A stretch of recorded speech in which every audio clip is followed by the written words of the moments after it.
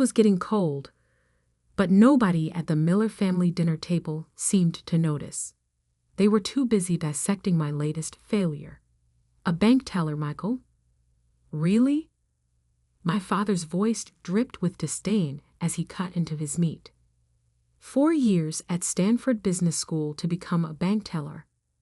I took another sip of wine, letting the expensive Bordeaux, which I'd brought but nobody had acknowledged, roll across my tongue. At 32, I'd learned that silence was often the best response to these Sunday dinner interrogations. Your brother's making partner at his law firm, Mom chimed in, right on cue. And your sister just closed that huge real estate deal in Miami. Ah, yes, the golden children. James with his prestigious law degree, and Sarah with her thriving real estate empire. The pride of the Miller family. It's actually personal banking advisor, I corrected quietly, knowing it wouldn't matter. Dad's fork clattered against his plate. Oh, excuse me, personal banking advisor, like that's any better. He leaned forward, his face flushing with familiar disappointment. Do you know what people say? Their faces when they ask what my Stanford graduate son is doing with his life. I did know. I knew exactly what people said, especially the board members of First Atlantic Bank, the institution where I worked as a supposedly humble advisor. The same board members who had no idea that I actually owned 71% of the bank through a complex web of holding companies and investment vehicles. Robert, maybe we should, Mom started, but Dad was on a roll. You're nothing but a disappointment, he sneered, jabbing his fork in my direction. All that potential wasted. We spent a fortune on your education. And for what? I thought about the document sitting in my office downtown. The loan application my parents had submitted to save their struggling manufacturing business. The same application that would cross my desk tomorrow morning, though they had no idea I controlled the bank's major lending decisions. I'm doing fine, Dad, I said softly. Fine. He barked out a laugh. You call this fine? Living in that tiny apartment, driving that 10-year-old car, working as a glorified clerk. The tiny apartment was actually a penthouse I owned through a shell corporation. The old car was deliberately chosen to maintain my cover. But they didn't need to know that. Not yet. At least James and Sarah had ambition, Mom added, shaking her head. They wanted to make something of themselves. I smiled, remembering the meeting I'd had last week with the partners of Wilson and Gray, the law firm where James was supposedly about to make partner. I'd acquired the firm 6 months ago, another quiet addition to my growing financial empire. The partners had been quite clear that my brother was actually nowhere near partnership track. You know what your problem is? Dad continued, warming to his favorite subject, my failures. You never think big picture. Never take risks. Always playing it safe with your little banking job. If he only knew, the little banking job was just the tip of the iceberg. Over the past decade, I'd built a financial services empire worth billions, all while maintaining the facade of a modest banking career. First Atlantic was just one of 17 banks I controlled across the country, along with investment firms, real estate companies, and yes, one prestigious law firm. Maybe you're right, I said, standing up. The weight of the moment, knowing what tomorrow would bring, made it hard to maintain my usual passive expression. Where are you going? Mom demanded. We're not finished with dinner. I think we are. I picked up my coat. Thanks for the lovely evening. Running away again, Dad scoffed. Just like always. You're nothing but a disappointment. Yes, I heard you the first dozen times. I paused at the door, looking back at my family. You might want to keep your phone handy tomorrow. I hear banks can be pretty strict about loan applications these days. The confusion on their faces almost made me smile. Almost. Later that night, in my real office, the one that occupied the top floor of a downtown high-rise, I reviewed their loan application one final time. The business was in worse shape than they'd admitted. Without this loan, the company my father had spent 30 years building would collapse within months. My phone buzzed. James calling, right on schedule. Little brother, he started, his voice artificially cheerful. You left to dinner rather abruptly. Did I miss another recitation of your great legal victories? I asked mildly, signing off on a different acquisition. This one worth $300 million. Don't be like that. Dad's just concerned about you. We all are. Living so? Modestly. I thought about the document I'd received that morning, showing that James had been quietly borrowing money from the firm to cover his gambling debts, the same firm I now owned. Your concern is touching, I replied. How's the partnership coming along? A pause. It's progressing. These things take time. Indeed they do. I smiled at the irony. Say, didn't you handle some work for First Atlantic Bank a few years ago? Another pause, longer this time. Yes. Why? Just curious. Give my best to Mom and Dad. Tomorrow should be interesting. I hung up before he could respond, turning back to the loan application. With a single signature, I could save or destroy my family's legacy. The question was, after years of their constant criticism and dismissal, did I want to? The sun was setting over the city skyline as I made my decision. Tomorrow would change everything, for better or worse. The carefully constructed facade I'd maintained for a decade would finally crack. I picked up my phone and sent a text to Janet, my real executive assistant. Execute Protocol Omega. It's time. Her response was immediate. All set for tomorrow, sir. The documents are prepared. I walked to the window, watching the city lights blink to life one by one. In 12 hours, my family would learn the truth about their disappointment of a son. The bank teller who secretly controlled their financial fate. The irony would be spectacular. Monday morning dawned bright and clear. I arrived at First Atlantic's headquarters early, watching from my private elevator as employees filed into the building. None of them knew that the quiet personal banking advisor on the third floor was actually their boss. At precisely 9:00 a.m., Janet activated Protocol Omega. Every major executive at First Atlantic received an email announcing an emergency board meeting. Simultaneously, my family's loan application was escalated to priority status. My phone buzzed. Dad calling. Right on schedule. Michael? The bank just called about our loan application. They want us to come in immediately. I could hear the tension in his voice. The manufacturing company was his life's work, and its survival hinged on this loan. Really? I kept my voice neutral. That seems unusually fast. They said something about special instructions from the owner. Do you know anything about this? I'm just a bank teller, remember? I couldn't resist the small dig, but I'll see you when you get here. An hour later, I watched through my office's one-way glass as my parents were escorted into the building. They looked smaller somehow, more vulnerable than during last night's dinner. Mom was clutching her handbag like a shield. Dad's shoulders, usually squared with confidence, were tight with anxiety. They're here, Janet announced through the intercom, along with Mr. James Miller and Miss Sarah Miller. Ah, they'd called in the successful siblings for support. Perfect. Have them wait in the main conference room, I instructed. Make sure the board members are there first. I gave them 20 minutes to stew. Through the security feeds, I watched my family interact with First Atlantic's top executives.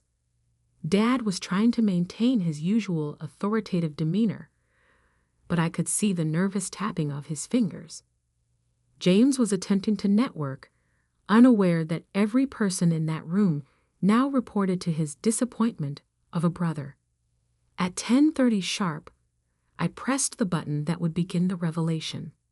The conference room's massive screens lit up with the bank's ownership structure, a complex web of holding companies and investment vehicles that all led back to one name, Michael Miller.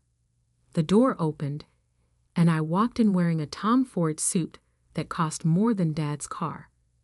The board members immediately stood, a chorus of "Good morning, Mr. Miller," filling the room. The look on my family's faces was priceless. "Hello, Dad," I said quietly. "Sleep well after dinner last night."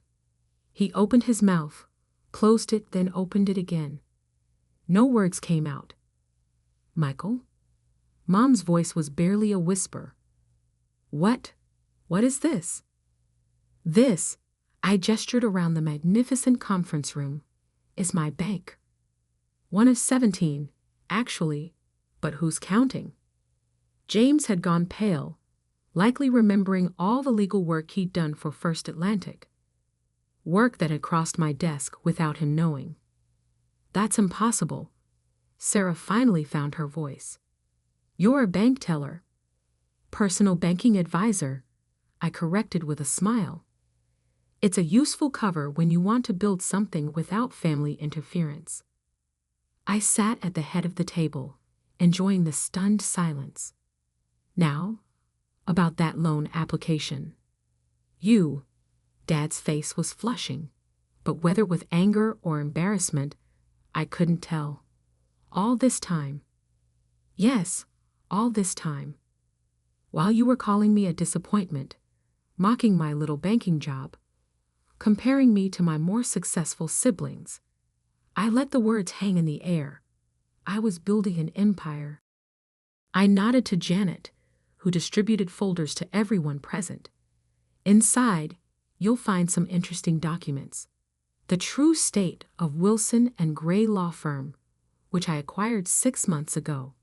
I looked at James, who had gone even paler, including certain financial irregularities that the partners were kind enough to bring to my attention. James slumped in his chair. Mom gasped. "You'll also find details about the recent collapse of the Miami real estate deal that Sarah's been bragging about." I turned to my sister, the one that fell through because the financing was suddenly withdrawn by my bank. Sarah's perfectly manicured hands trembled as she opened the folder.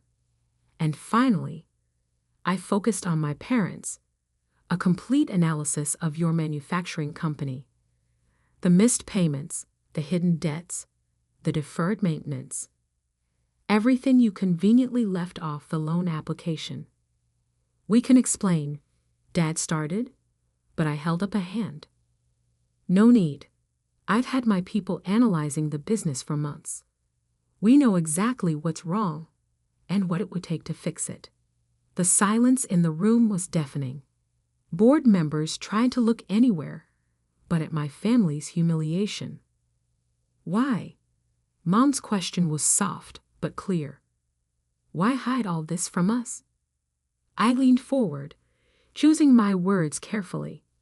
"Do you remember when I first started at Stanford? When I tried to tell you about my ideas for algorithmic trading and digital banking?" Dad shifted uncomfortably. He remembered. "You said I was dreaming too big, that I needed to be practical, follow the traditional path. Like James and Sarah." I smiled without humor. "So I decided to build something on my own. No family connections, no expectations, no constant comparisons. Just pure merit." "And the bank teller job?" Sarah asked. Gave me insights you can't get from the top floor. Every major executive in my company starts at entry level, though they don't know I'm the one requiring it. I opened my own folder, pulling out a single document. Now, about your loan.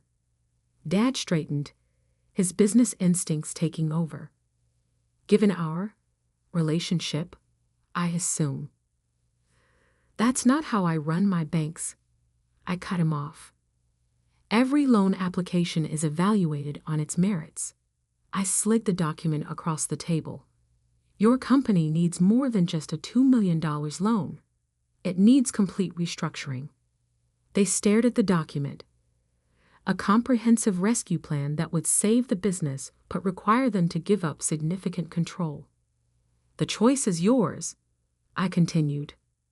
Accept the plan, save the company, but work under my bank's oversight, or decline and try your luck elsewhere. Though I should mention we've acquired most of your other lending options over the past year. The boardroom fell silent as my family grappled with their new reality. The son they dismissed as a disappointment now held their financial fate in his hands. I stood up, straightening my jacket. Take some time to discuss it. Janet will show you to a private room. Oh, and Dad? He looked up, still shell-shocked. About that Stanford education you paid for? Consider this its return on investment. The next few weeks were a study in shifting power dynamics. My family's carefully constructed hierarchy, with me at the bottom, had been shattered, replaced by something none of us quite knew how to navigate. Dad accepted the restructuring plan, of course. He didn't have a choice, not if he wanted to save his company. But watching him sign the papers, his hand trembling slightly, I felt no triumph, just a strange emptiness where satisfaction should have been. You could have told us, he said quietly after the signatures were done. All these years, would it have made a difference? I asked. Or would you have just found new ways to be disappointed? He had no answer for that. The changes came swiftly after that. My team of financial experts descended on Dad's company, implementing the restructuring plan with surgical precision. Every inefficiency was identified, every wasteful process eliminated. It was painful to watch him struggle with losing control, but necessary for the company's survival. James was the first to try damage control. He showed up at my real office, not the modest third-floor workspace I'd used as cover, a week after the revelation. Look, about all those things I said, he started, fidgeting with his Italian silk tie. About my wasted potential, my lack of ambition, my embarrassing career choices. I kept my voice neutral as I signed off on a billion-dollar acquisition. I was wrong, obviously. He'd attempted a smile that didn't reach his eyes. Who would have thought my little brother would end up owning my law firm? Speaking of which, I pulled out a file. Let's discuss your gambling debts. He paled. Michael, I can explain. No need. The firm's forensic accountants have explained everything quite thoroughly. $300,000 borrowed from client accounts. That's a serious ethical violation, James. Please, he whispered. You can't report this. My career would be over. I finished. You'd be disbarred. Probably face criminal charges. I let him sweat for a moment before continuing. Fortunately, the money has been repaid, anonymously, and the accounts reconciled. The partners have agreed to keep this quiet, provided you accept a transfer to our Singapore office. Singapore, he stammered. Fresh start. Away from the casinos. Take it or take your chances with the ethics board. He took it, of course. Sometimes help comes in the form of forced choices. Sarah was next, arriving in a storm of designer perfume and wounded pride. You deliberately sabotaged my deal, she accused, pacing my office. No, I protected my bank from a high-risk investment. I corrected. The Miami market is overvalued, and your numbers didn't add up. Any competent banker would have made the same decision. But I'm your sister. Exactly why I had to be extra careful about any appearance of favoritism. I met her gaze steadily. You want to be taken seriously in real estate. Build something real, not just a house of cards propped up by family connections. She left angry, but returned a week later with a solid proposal for a mixed-use development. I had my team review it thoroughly. No special treatment, and when it proved viable, approved the funding. Sometimes tough love is the best investment. Mom was the hardest to deal with. She showed up at my penthouse one evening, taking in the spectacular view with tears in her eyes.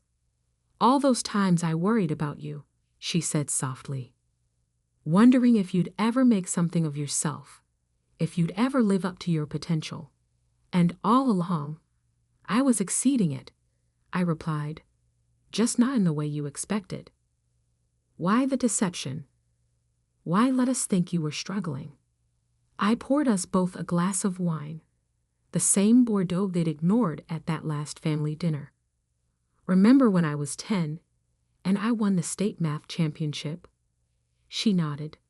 Instead of celebrating, you and Dad immediately started talking about which competitions I should enter next, which achievements would look best for college applications. Every success just created pressure for the next one. We wanted you to excel, she protested. No, you wanted me to excel your way, on your terms, following your path. I sipped my wine. So I chose to build something away from all that pressure. Something that would succeed or fail based solely on its own merits. And now that we know, now we learn to be a family without the constant measuring and comparing, without the need to prove anything.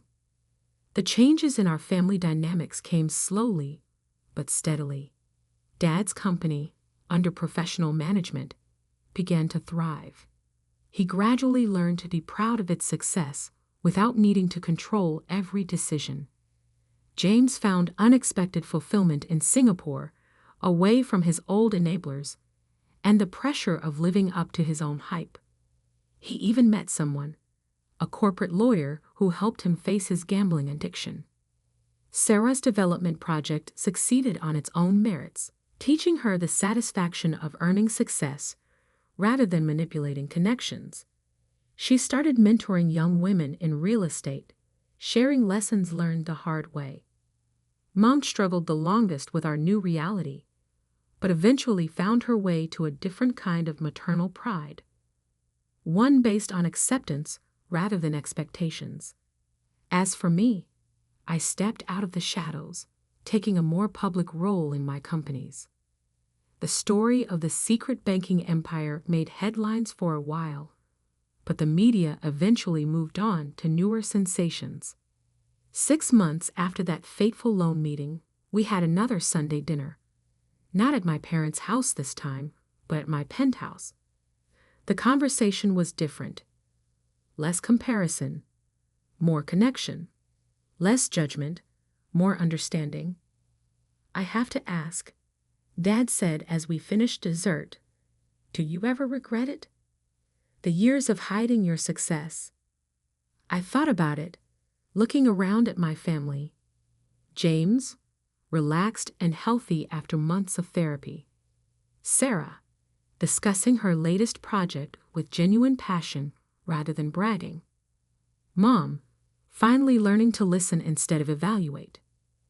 No, I said finally.